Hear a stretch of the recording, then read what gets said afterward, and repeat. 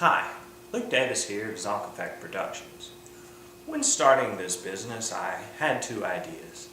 I figured I would do a comedy portion of it, and I would do an actual portion of it. One that actually educated viewers.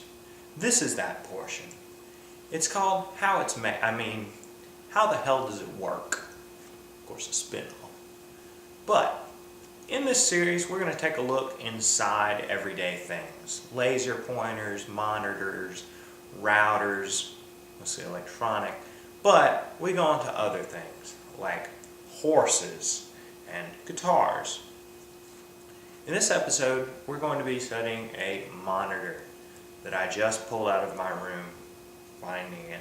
Figured it'd be a good idea for this episode. I'm now going to educate the internet on how it works. Join me. This is the front face of an HP Pavilion monitor. It is quite old. I'm going to guess about 15 years old.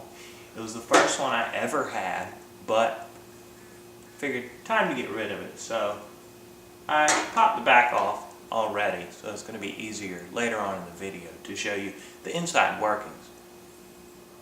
This right here is oddly colored. They're blue now, but it is the VGA input of this monitor. Being so old, it didn't have HDMI or the DVI that monitors do now. It's pretty much all there is about the front. So let's take a look inside and see a little bit more about it. As one can see, I've already ripped off the back of it, or at least popped the locks on it. This way it'll be easier and it won't take up a ton of time in the video. Removing the back, we can see the actual tube, which is right here. I don't want to touch it because it is actually charged and that would hurt like hell. We can also see the electromagnetic accelerator and the coils that direct the electrons. This right here is a high voltage wire coming off the high voltage transformer. This is also known as a flyback transformer. The way it works is, of course, just like any other. You have a couple coils and then a whole bunch more coils on the side. That way it steps up 120 volts coming from the wall up to around 20,000. You need such a high voltage because it charges quite a large area on the front. To trace the path of the electricity coming in, I told you about the back portion, where it comes in, the hexagon plug. This goes into a ferrite coil.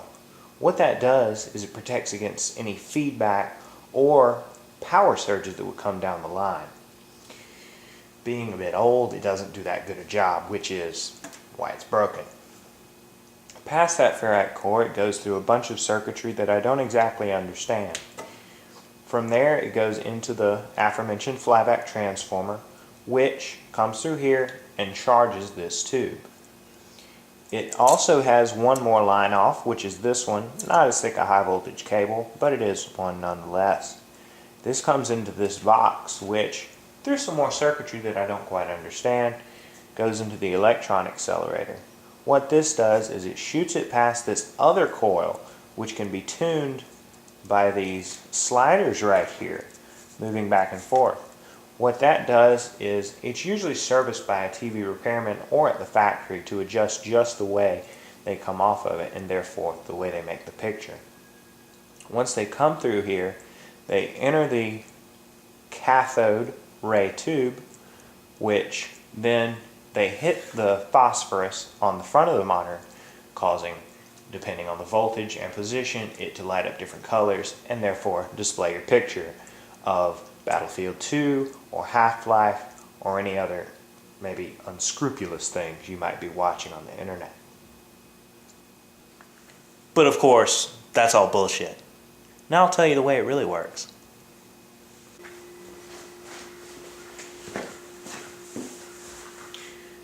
As I said, all the stuff I just told you, it's not actually how it works. The way it actually works is elves help it work. Not Keebler elves, not Santa elves, but monitor elves. Most people haven't heard of these, but they do exist, just in monitors, which is why you normally don't see them or even hear of them till me. What happens is the power cord coming in there doesn't power circuitry, doesn't power the monitor, or the tube, I mean. It actually shocks the elves, forcing them to work harder. Otherwise, power will be knocked up, they'll just be downright executed and thrown out the back. You know all the dust that gets over your monitor and computer? That's actually fragmented elves. So, when you wipe that down, consider that. The VGA cable actually just tells the elves what kind of paint to throw on the screen. Be it blue paint, green paint, or red paint. They throw up a combination to get the colors you see. Now, this isn't actually coated in phosphorus. It's just black because no light's in there. Makes much more sense.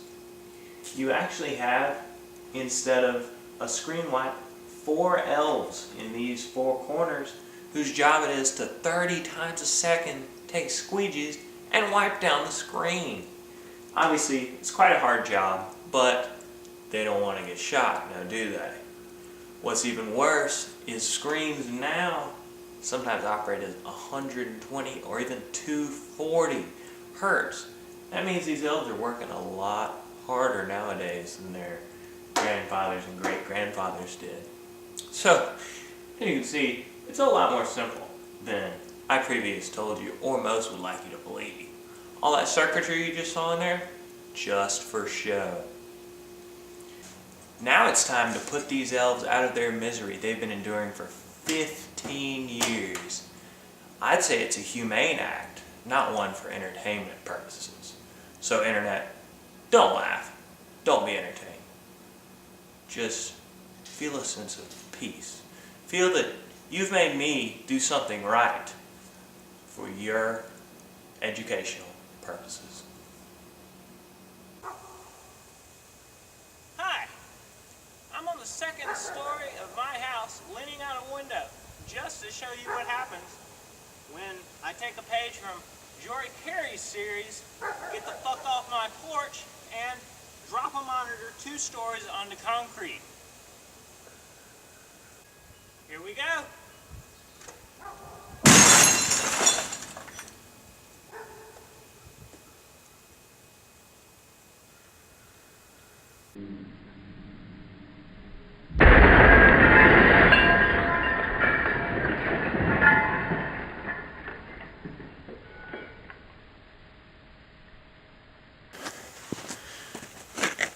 Let's take a look at that aftermath. As one can see, it didn't survive that fall too well. The front is completely broken, shattered. The circuitry that I don't know how it works is cracked in half, and it's been completely separated even though I tried to pop it back together. If we move it a little bit, you'll see that it is completely fallen apart. The high voltage transformer is ripped off, and unfortunately, the elves have been shattered. It's terrible. You can see their remains in there. All the powdered... Oh, I just can't even think about it. But, here's to you, paint elves. Well, that's all for this edition of How the Hell Does It Work? I just have one special thanks to give out this week, which is to Jory Carey, who inspired me to make a web series pseudo-educational in the first place. Well, here's to you, paint elves.